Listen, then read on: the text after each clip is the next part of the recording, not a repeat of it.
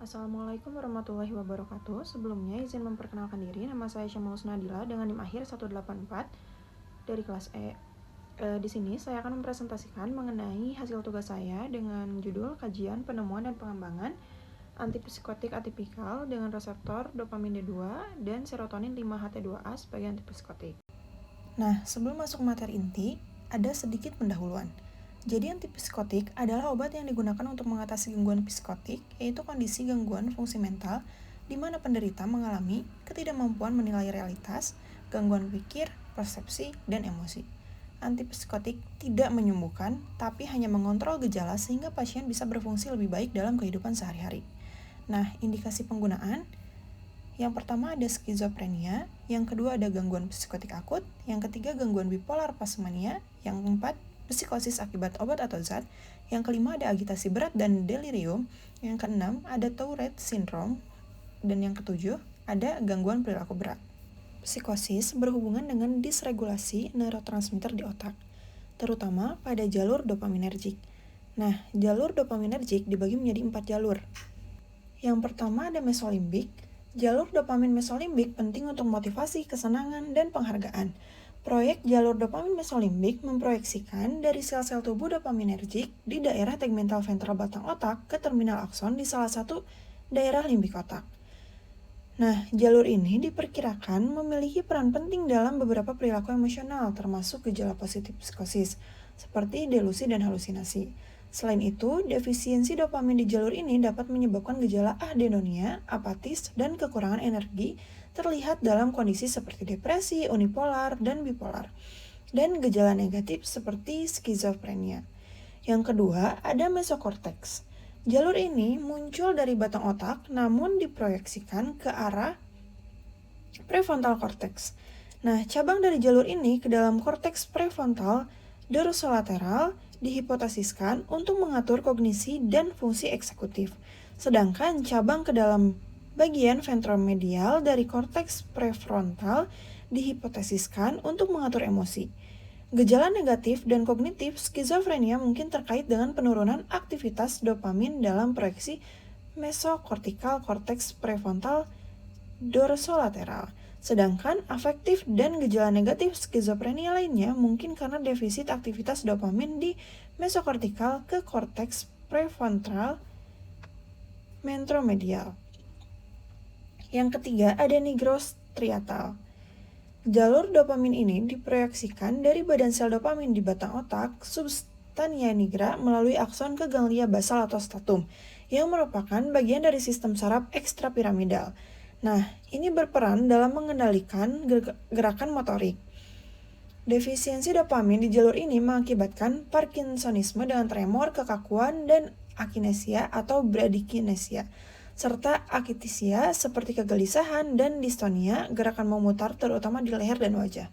Nah, saat dopamin berlebihan dapat menimbulkan gerakan hiperkinetik seperti tics dan dyskinesia. Jalur ini merupakan tempat utama tindakan antipsikotik klasik yang dianggap sebagai situs utama antipsikotik, pemblokiran dopamin. Selanjutnya yang terakhir, ada tuberoin fundibular, yaitu yang memproyeksikan neuron dopamin dari hipotalamus ke hipofisis anterior. Nah, jalur dopamin ini aktif mengatur sekresi prolaktin ke sirkulasi, dan dopamin menghambat sekresi prolaktin. Namun, dalam keadaan postpartum, aktivitas neuron dopamin ini menurun. Oleh karena itu, kadar prolaktin dapat meningkat selama menyusui sehingga laktasi akan terjadi. Nah, jika fungsi neuron dopamin terganggu oleh lesi atau obat-obatan, kadar prolaktin juga dapat meningkat. Peningkatan kadar prolaktin dikaitkan dengan galaktorea, yaitu sekresi payudara. Kemudian, ginekomastia, yaitu payudara yang besar terutama pada laki-laki, dan amenorrea, yaitu kehilangan ovulasi dan periode menstruasi, dan masalah lain yang dapat terjadi seperti disfungsi seksual.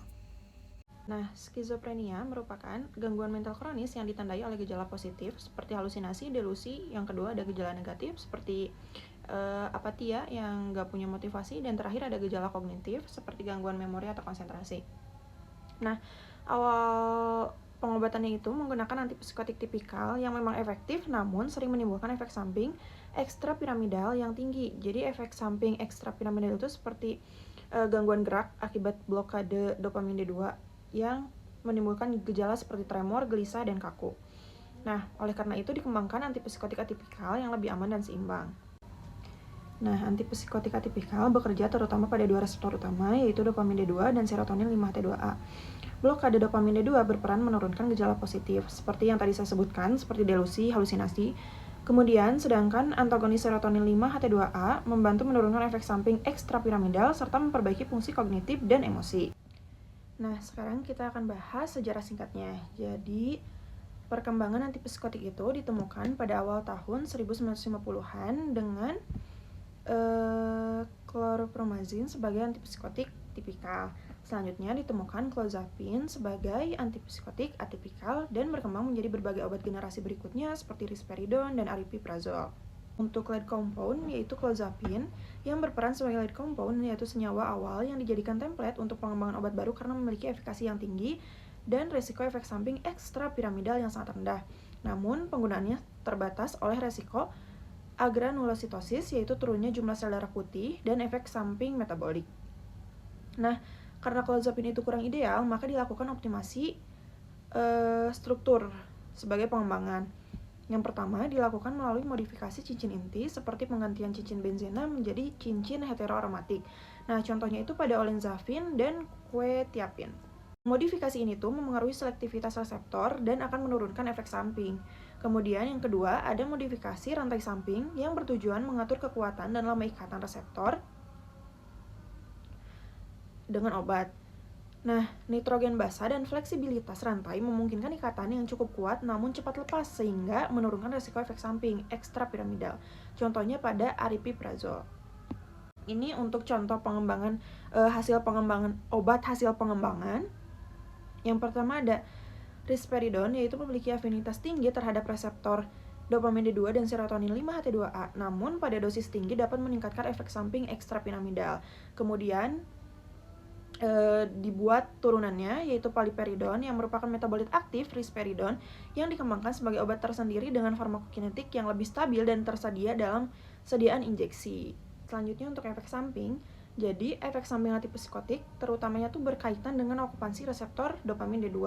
Antipsikotik atipikal memiliki resiko tardif dyskinesia yang jauh lebih rendah dibandingkan tipikal. Namun tetap ya efek metaboliknya tuh perlu diperhatikan. Jadi dapat disimpulkan bahwa target reseptor dopamin D2 dan serotonin 5-HT2A sangat penting dalam pengembangan antipsikotik atipikal. Struktur kimia berperan besar dalam menentukan efikasi dan keamanan, sehingga antipsikotik atipikal menjadi pilihan yang lebih baik untuk terapi jangka panjang. Jadi antipsikotik atipikal itu lebih unggul daripada yang tipikal.